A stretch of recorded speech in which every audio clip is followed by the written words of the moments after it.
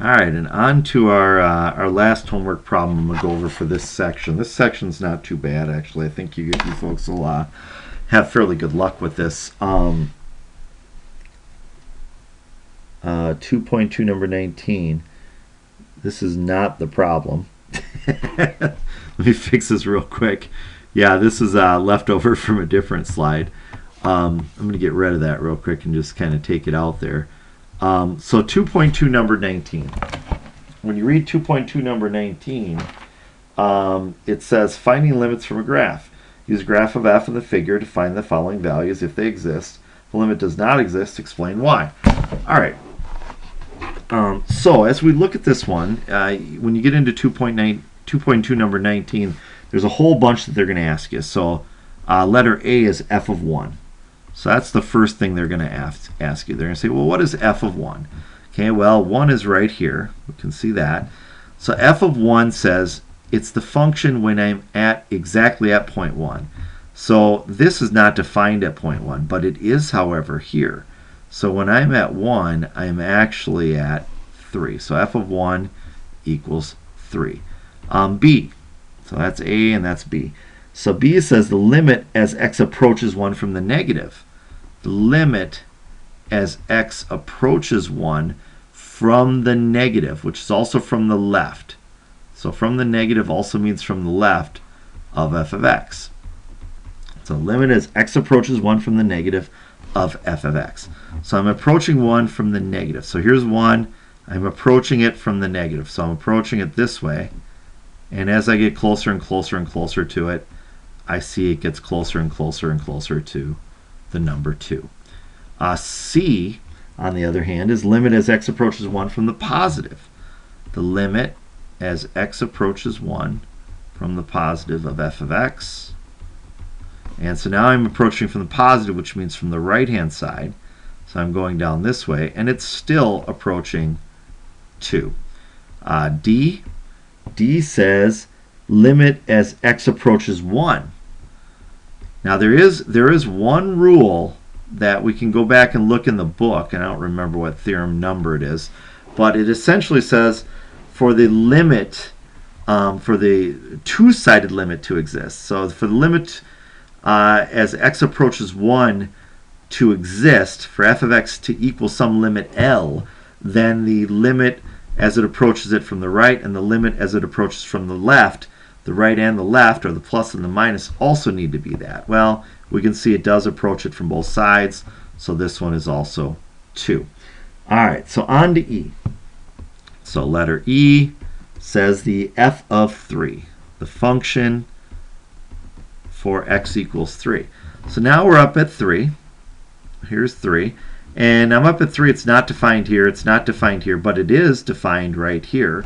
So it's equal to 2. All right, go on to F. Oops, fix that real quick. Pointer, eraser. All right, back in here. Pointer, pen. All right, so here on to F. And F says the limit as x approaches 3 from the negative. So the limit as x approaches 3 from the negative of f of x.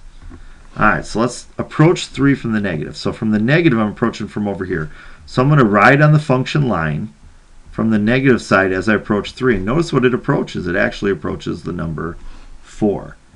Okay? And then for G, we can see its limit as x approaches 3 from the positive. Limit as x approaches 3 from the positive of f of x. Okay, so now I'm coming from the positive side. This is positive.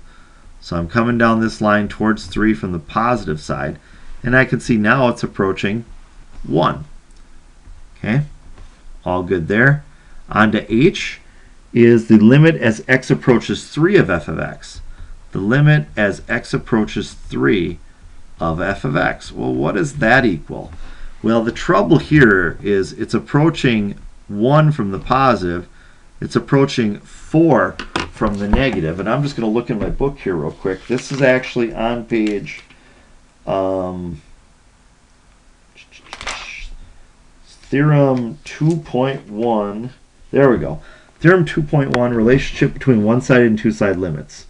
Assume f is defined for all x near a except possibly at a.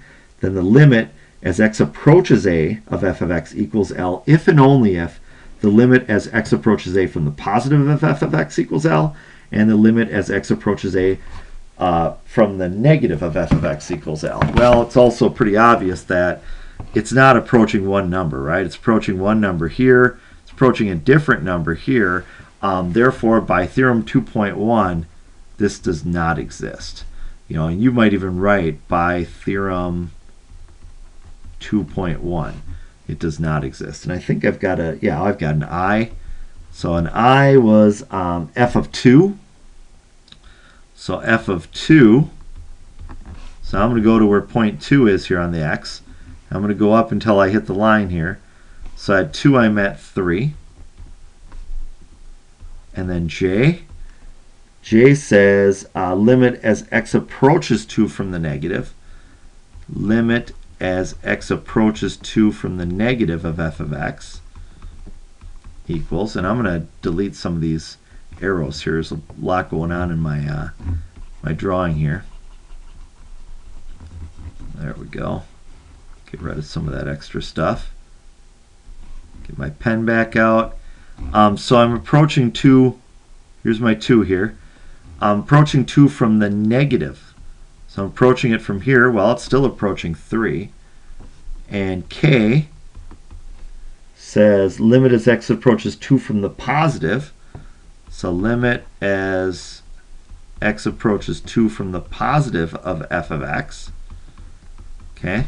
Well, that's still just approaching 3. They're approaching the same point. L, and L says limit as x approaches 2. So not from the positive or negative. This is just the full-fledged limit. Well, that's also going to be 3. If it approaches it from the positive, it approaches from the negative, then the true limit is also 3. And that's it. That completes 2.2. So you could also say this, where this does not exist by theorem 2.1. We could say this is 3 by theorem 2.1. So in both cases, theorem 2.1 kind of saves me in both cases.